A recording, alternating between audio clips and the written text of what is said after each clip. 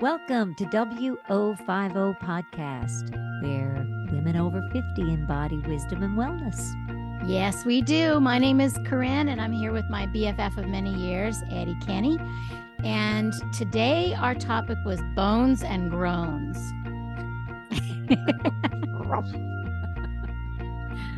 Oh, but it was a positive bones and groans.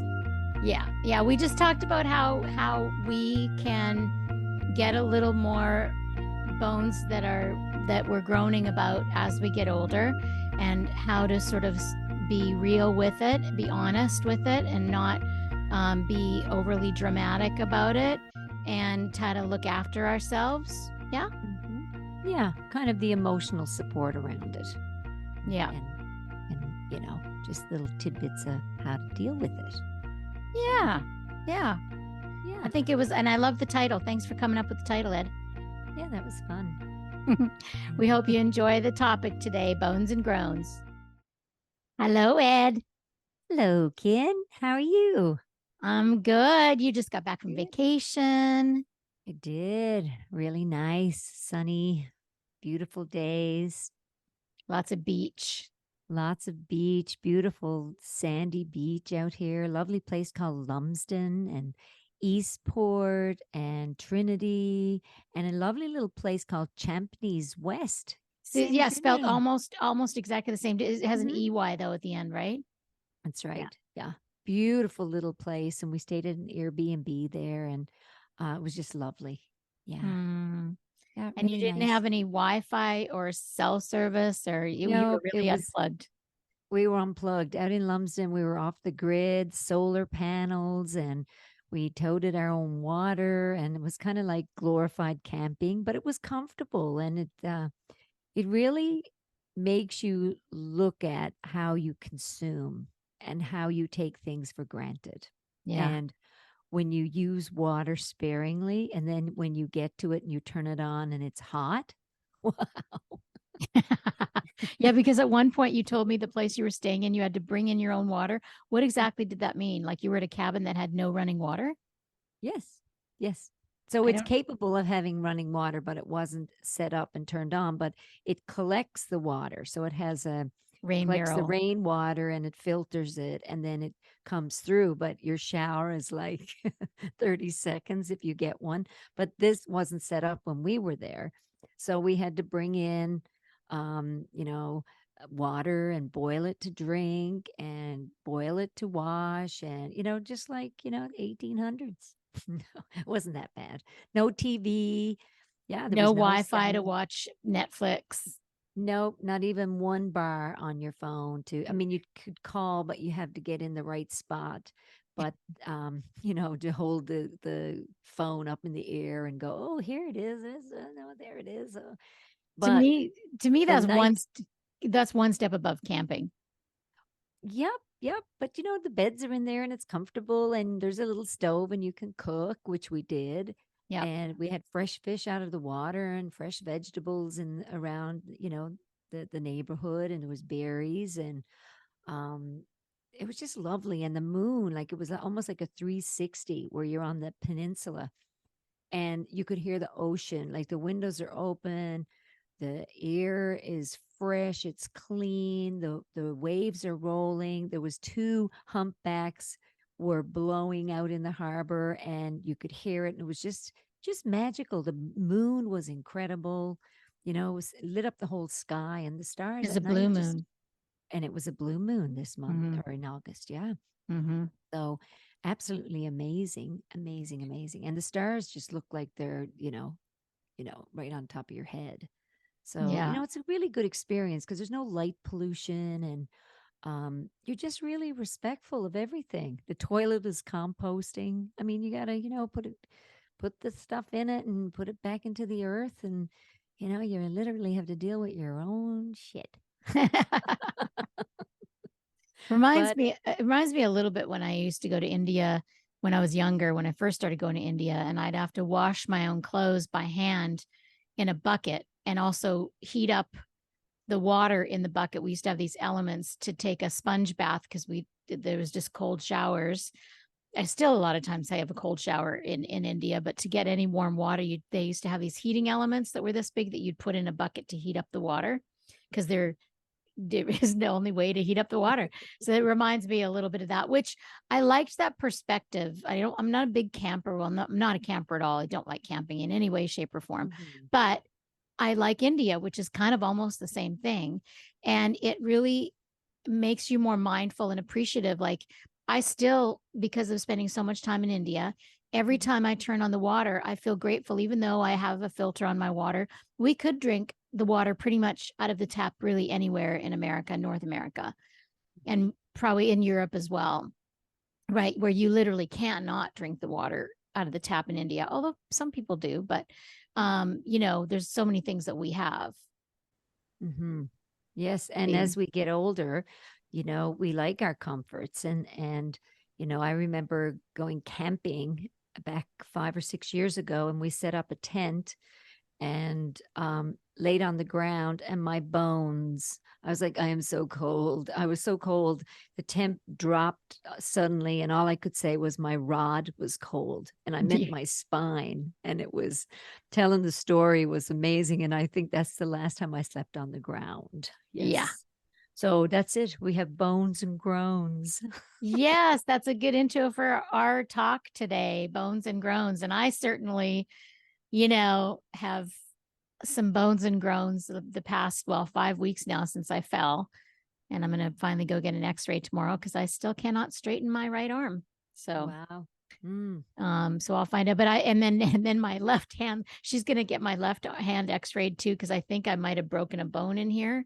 She said, it still looks swollen. I'm like, yeah, it's still swollen. And now my left thumb. So I've been grateful for my left hand, because even though my left hand's pretty useless, you're pretty ambidextrous, but until 5 weeks ago, I really was a total righty. My left isn't good for much of anything at all, except for assisting my right.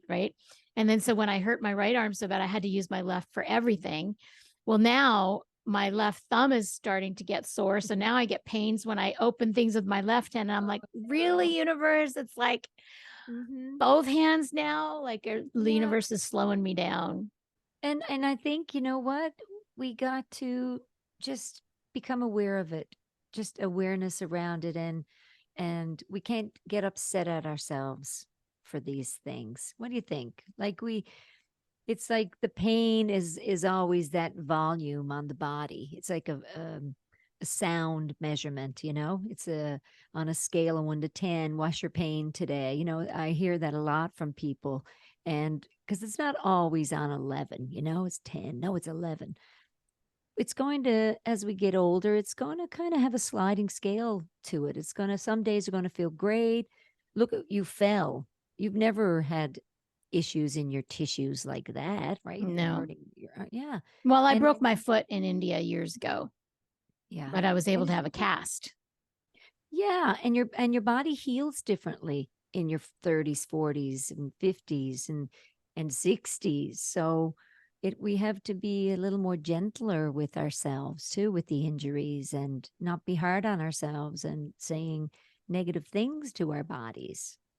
Yeah, I must admit, I'm usually that way. I'm usually pretty patient, and especially the first 5 weeks of this arm, I was like, being very gentle with it, and very really grateful that I didn't smash my face, which could have happened, and I didn't draw much blood, which, so even though I had a lot of aches, like a lot of pains, I was grateful mostly, right? Yeah. But this morning I found myself when I was trying to wash my hair, and I still can't use my right hand to wash my hair at all. I was getting a little bit irritated, but then that's what it's time now to go get it x-rayed and figure it out, just to rule out anything that a doctor can't.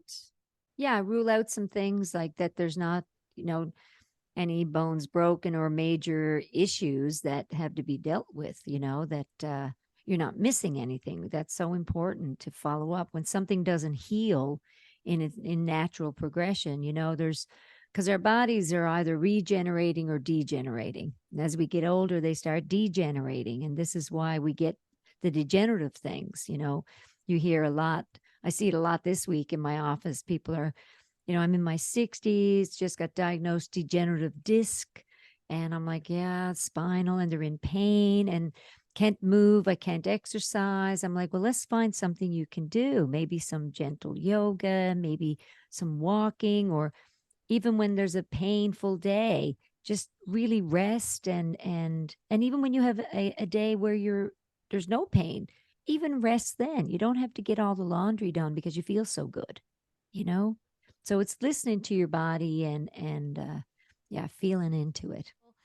Yeah. This is a Tony Robbins 101 thing. Tony used to say, people either look at things worse than they are, or they look at things better than they are.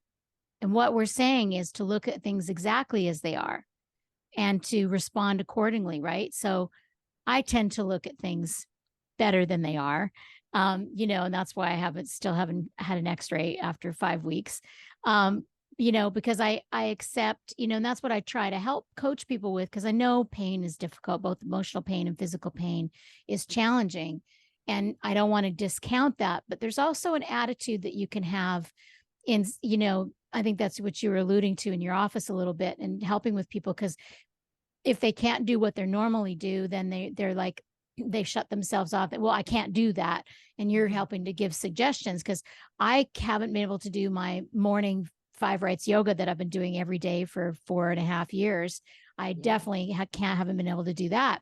But instead of complaining about that, I do the other yoga that I can do, which is my gentle awareness yoga. Luckily, I can do that. I couldn't do it the first 2 weeks, but I can do it now. I can walk. I can garden somewhat. I can't pull really hard weeds, but I can garden somewhat. And so looking at what we can do and not what we can't do, I guess it's kind of the same as when you're changing your eating. You don't focus on what you can't eat, you focus on what you can eat. And because those areas of your body haven't been used, again, as we get older, muscles get smaller, bones get weaker. So you once the pain lessens and we make sure nothing's broken, then you start doing things to get them back in and caught up with the rest of your body, back in working order. So you just because your arms and hands are a little bit challenging right now, you don't forget about your feet, your knees, and your hips, and your head, and you know what I mean? You're working those areas of your body as well. So movement can be changed up. So, and it's important. And then you start with maybe a pound weight, and you start lifting that, or just squeezing some balls in your hands, those squishy things. And you start just, hand yoga. There's, A little bit every day. you. I actually can't lift any weight I can't do anything with my right arm Not yet. But once your body starts to heal and you get more, flexibility and motion back, you'll get that worked right back into shape again. Yeah, It's that's the not going to thing. stay as is, Right. That's what you learn about when you injure yourselves. And that's what athletes know is like, it's like, yes, it can be depressing when you have an injury, when you're sick, but it doesn't have to be. And if you allow yourself the downtime, like you were talking about, allow yourself to do different things, or allow yourself not to do anything for a while if that's what's needed, and give yourself permission to not do anything, which is harder for most people than doing. Yes. And then it's amazing to me how, like, even doing the podcast, it's like I've always had this philosophy. That's why I play a little bit of guitar every day. I don't play for 2 hours, but I play for 20 minutes every day. And then same with exercise. I jump on my trampoline. I don't jump on my trampoline for 45 minutes, but I do a minimum of 6 minutes a day, 6 to 10 minutes a day. And, we all have these things. You've got your pickleball and you enjoy walking, and you're hiking and your yoga and and so it's the same thing when you're rehabilitating yourself. It's the accumulation of doing something every day. So if you're ignoring the injured part, but you're also ignoring the non-injured part, things start to stiffen up. But the beautiful thing is about, even if you do that, once you start to feel better, you might not be able to run a marathon the first day, but you do little increments and you're patient, and it's about a little bit every single day. And maybe you don't want to run a marathon anymore. Maybe it's a stop and pause time in your life, and reevaluate and start looking at things a little differently. Oh, I took that for granted. Didn't realize how important that was to me. We start just kind of taken stock of Yeah. our lives and the gifts that we have and how thankful we are for our bodies and our minds and realizing motion is lotion. When we move, that even I remember my aunt, she had so much arthritis, so much pain in her body. And she said, if I don't move, it hurts. It hurts so much more. But once I get going and I'm moving and everything's, flowing, I don't even think of the pain. I'm Yeah. too busy doing this and this. And, yeah, That's we learn beautiful. from our elders. Yeah. Oh my gosh, that's so beautiful. Matthew, I love Matthew McConaughey. He's got a book called Green Lights, is one of my favorites that came out a couple years ago. And it's just these journals that he wrote, and it's his life, and he's a great storyteller. But he says now, even because even though he's had some work done on his face, so he doesn't look very old, but he's in his late 50s, mid 50s, I think.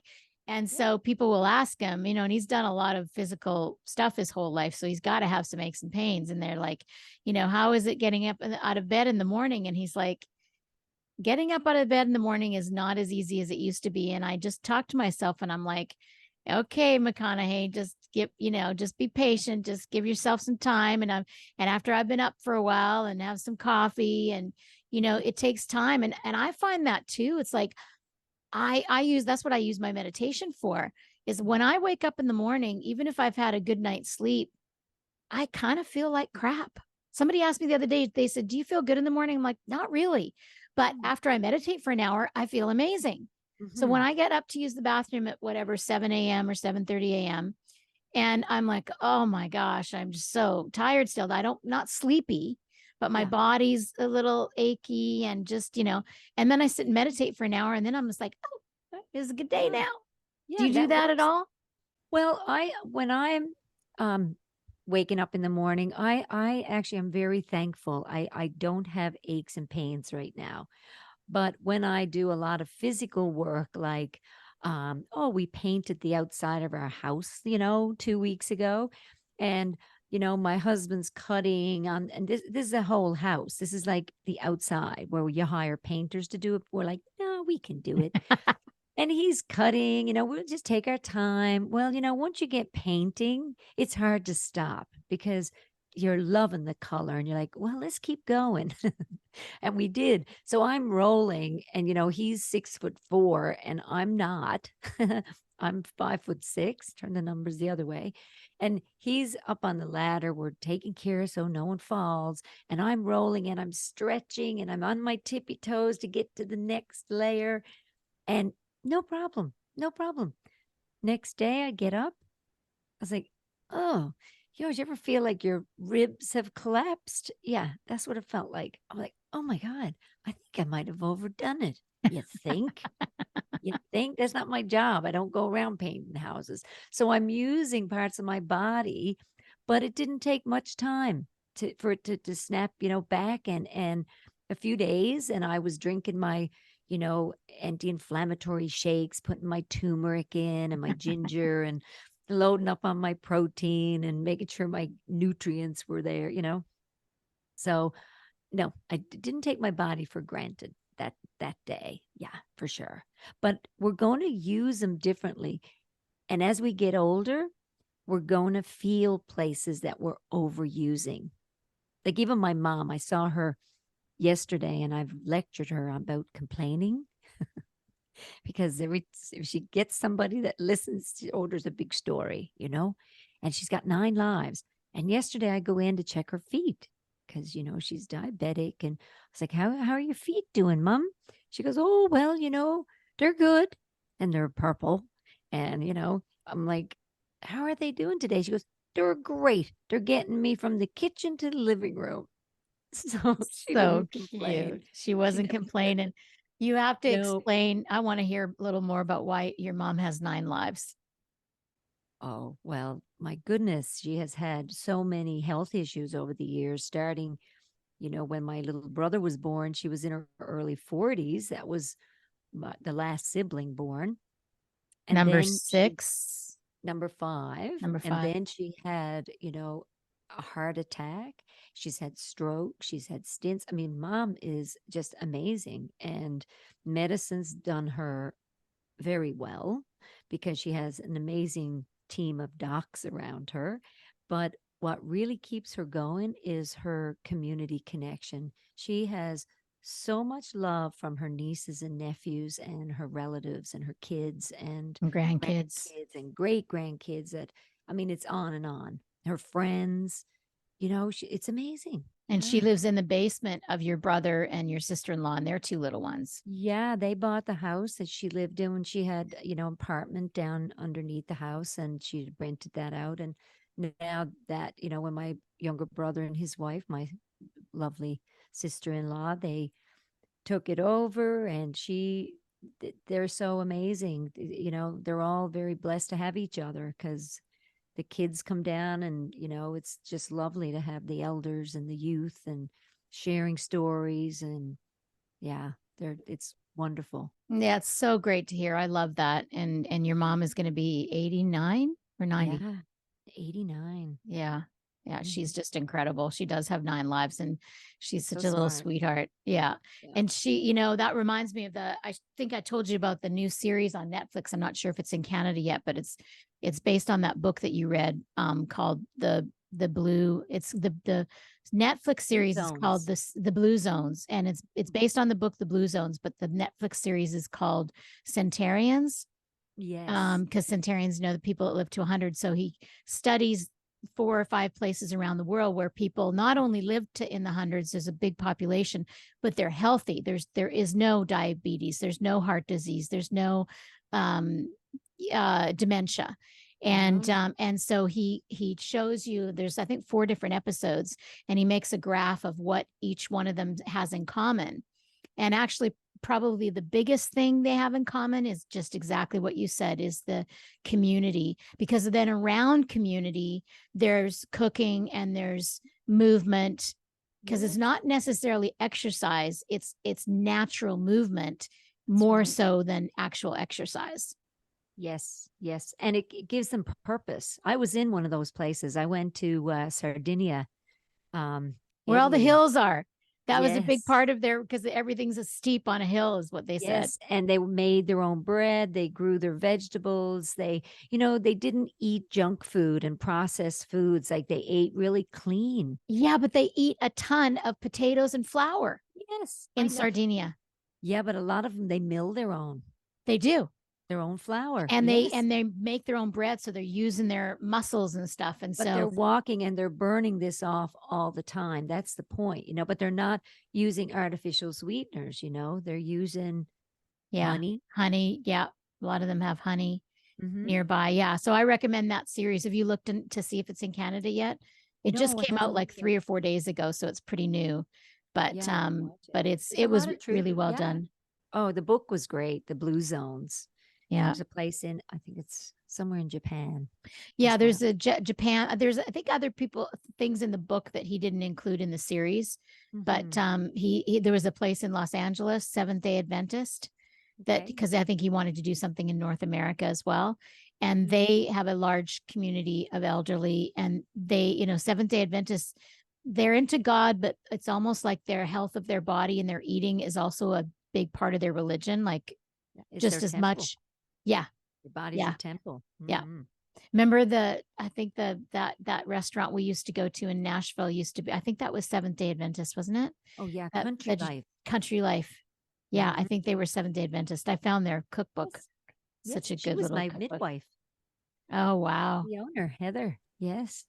Amazing, amazing woman when I had my daughter at home. Yeah, she was amazing. So, yeah, that's another podcast. What is the midwife?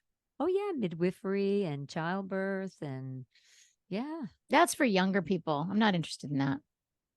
Okay, how about the over 50? Anyone have a story An oops about story. about having your baby in the cab or a bus or on your way to the hospital or I think Satya's mother had him when she was in her 50s, her 10th child. She started when wow. she was 13 when she got married, had a child. This is in India. Yeah, that's a 15. whoops. Yeah. Whoops. What do you mean oops? 50. 50. Oh, Well, I don't know if it you was an oops. imagine? I think they just weren't into birth control, I Well, think. I know, but it's not very common for a 50-year-old woman to have a baby. Yeah.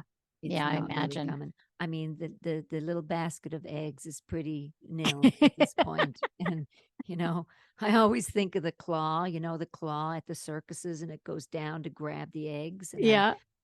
I say this to my menopausal women. I said, so she goes like, could I get pregnant? I mean, I'm 55 and I'm still having a period. And I'm like, well, I wouldn't want to see that egg. I don't think it's going to make it to the top as the little claw comes up. you know, Oh my. That's just my Oh little my. story. Yeah. Anyway, that's you can make fun of yourself at 50 and then at 60. Yeah. Yeah, it seems I feel like I'm definitely have a different story here. It Mhm. not a different story, but a different experience, I guess, is what it is with falling, after turning 60 and my body just sort of, but I still feel more overall more grateful than anything else because if I from the get go, I felt it could be so much worse. And I think that's what I wanted to kind of relay as well today is that we all know people that talk about their ailments all the time. Especially, I think, wasn't it? What were we talking on the phone the other day? And we can say we can relate to people a lot more now when you start talking about an ailment, then the other person starts talking about their ailment. Well, sometimes you hear the seniors, and they're sitting talking and they're like, so how are you feeling? And it happens with my mom too. And they'll talk and go, oh, yeah, you had trouble with your gallbladder. Oh, yeah, me too. Oh, mine was the worst ever. And what did they do? It's like, they're like war stories, right? Yeah, Oh, and then I had this and I had that and I had that stint put in and I had that bypass and I had bowel surgery. And I'm like, I had a patient one time. I said, my goodness gracious, you've had so many parts removed. There's probably a person walking around with all your bits and bytes. She's like, probably, probably. so you can relate to it now that you're getting closer, and yet you still Yes. want to be mindful not to. I mean, there's a time to share your war stories for sure. Well, That can be. it's really funny though. Like even playing pickleball, and I'm pretty fast on the court, and it's a sport now. People in their 50s, 60s are really engaging with, and I just started to laugh the other day because the ball comes at you and it drops, so you bend down and get it right. You just don't even think about it. And then there's these peeps now playing it, and they've had knee replacements, and this one woman has a magnet on the end of her handle, so she just puts the paddle down and the ball goes floop to the magnet. So she doesn't even bend over. And I'm going, oh my God, that's just brilliant. That's just, where do you get that? Where the 30 or 40-year-old me would go, oh, for God's sake, give it up. Really? And now I'm like, that's really cool. Oh my gosh. Oi, oi, oi. Well, in the Netflix series, they did say getting up and down is one of the the common things is people that garden, older people that garden that are down, crouching down and squatting, they stay healthy because when you squat, it's not only good for your hip flexors and all the organs in your abdomen, it creates more space in your abdomen, more space for your bladder. Because one of the most common things as people get older is incontinence. And Right. that's from like really tight hips, and that's no room for your bladder anymore. Everything's getting tight and squishing in. So the Mm-hmm. more not squats, but squatting, like yoga type Wow. squatting that you do. Mhm. And you can put it, something underneath your heels because some people don't have, they have tight calves. And so you can put a towel or a garden pad underneath your heels. But yeah, if you don't move it, you lose it. You So I don't do. know about that magnet thing. Motion is lotion. Yeah, but it was really It, cute I mean, because it is hilarious. it's really funny. But she, she just has bend problems. I'm just thrilled she's out there playing. Yeah. She has You a know, knee replacement, did you say? yeah, she had knee replacements and she has really bad hips and you know what? She's 74 years Wow. old. And I'm like, good on you, girl. Put magnets on your tips of your toes if you need to. But you're not playing with I'd put a me. magnet on my No, I'm paddle so the kidding. ball would be going towards the paddle. Well, and then I'm down playing tennis with my grandkids, and I'm like, okay, now this is fast. They're like, it's just it's, there's so many variables, but we just have to embrace that we're just out there doing it. There doesn't have to be a gauge or a measurement stick or, a judgment on it. Just get out there and engage in it. Sometimes the conversation with young people playing and you just walk in and engage in the conversation is connection, Yeah. is beautiful, and it makes people feel good, and they have different stories to tell. And but the whole movement piece, you got to move. We Yeah. got to keep moving. We got to. What we'll Yeah. stop. We stop. We're done. We're Well, stopped. don't you notice like that's one of the reasons why you're stiff in the morning is because you haven't moved much all night. Are you not stiff in the morning at all? No, I'm not stiff. No, At all? Come no, on. no. I'm honest. I'm honestly not. Even my friend who runs, she runs marathons. She's an Iron woman. She's in now her mid to late 50s. And she said her body hurts. It hurts a lot, but she loves running. She loves it. It's something she loves to do. And she said maybe this year will be my last marathon. And I'll just do short runs. And I'm like, that sounds like a good plan, especially if you hurt a lot. But she loves it. Yeah. So, and her community and her running community, that's really, really important. But when I no, when I wake up in the morning, I sleep incredible. I'm not stiff at all. Honestly, the only time is if I've slept on my hand and I've been laying on my hand too long, and then I'm like, oh, okay, that's whoa, I got to straighten it out. But Yeah. Wow. no, and then I get up and I do some stretches, and no, Yeah, I mean it's natural for the body to be a little bit maybe stiff is the wrong word, but you're not moving quite as fluid mhm. when you first wake up. That's why stretching and doing yoga and doing more movement in the morning feels so good. Yeah, you got to Um get the blood flowing. You got to get the yeah, circulation moving because yeah. everything slows down. Our sleep, our heart rate, sleep slows everything down. So even before we get out of bed to jump up to go to the bathroom, we should just stretch our fingers and our toes and our hips. So sometimes before I get out of the bed, I might do like a hip turn or, just shift my body around and check in with it. But thank goodness right now, like in my life, there's no, Yeah. no, And there's you're also the cleanest eating person I've ever met in my life. I mean, I'm kind of excited. Well, not kind of, I'm super excited to go to Sicily with you. We've got our I know. 60th year Can't trip wait. planned in October. And because whenever I'm around you, I do eat.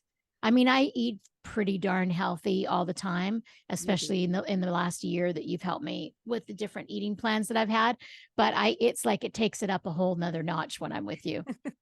Well, and I'm very, very much consistent with my meditation when I'm with you. In fact, it lasts a little longer, which is great because the answer's in the silence. So it's really beautiful that we can stop. So it is all about balance, isn't it? Like we have to move and then we have to stop and then we have to meditate and or we don't have to if we don't want to, but it's what we choose to do, which is why we're friends and why we share all this information. And I am anyway, getting more and more comfortable just being real here, right? And Yes. just being real and especially as you get older, it gets really a lot easier To to be get real and authentic, you think? yeah, it Yeah, because does. you care less and less what other people think. You know that because it's not that you care less. It's like I think you realize because you do care less, but because you realize that people are going to have the same opinion of you no matter what you do. Exactly. And Yeah. they're going to No have matter because no matter where you are in this world, no matter and this is an amazing platform because it's like not everybody's going to agree with half of what we talk about, but it yeah, doesn't matter. A lot of people will understand it and enjoy it, and we're just sharing information, and who knows, yeah. what will happen with it. I was speaking to a friend the other day who was interviewed. She's from Holland, and she was interviewed on a podcast when she was in her country. And someone from Germany reached out just to talk to her, just because of her message and she was talking about the energy of animals and dying and that whole conversation. And it was beautiful. And she said, I didn't think anyone was listening to me. I said, "Oh, Corinne and I are going to have you on our podcast." Oh, yeah. And I talked to my friend Sarah yesterday, as well as Sarah McLean, and she said she'd love to be on the podcast too. She said she wanted to talk about death and dying. So we could do an animal death and dying segment Oh, and then a yeah. human death and dying segment Yes, with because Sarah. well, yeah, because Sandra was talking about how animals, this is one beautiful piece, when it's their time, and her dog was senior and she stayed, didn't want to travel anywhere in his last year of life. And she said the best gift you can give your animal is to be with them as they exit this world, because they're so anxious and afraid, and sometimes humans are it's very similar. So the comfort is supporting and being with somebody. And COVID was challenging for a lot of people, Yeah, because a lot people of people had couldn't. died alone. Yeah.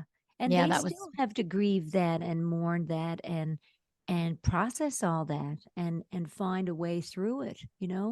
So it's the same with the animals and pets. And so, we got lots of stuff to talk about. There's so much, especially There's when, I so mean, you and I have never had a shortage of things to talk about.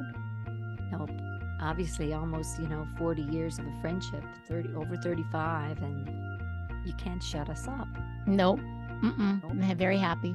So, Ed, it was another deep dive today. It was awesome. So wonderful. Until we meet again, Be authentic. be well, Be happy. be kind. Just be.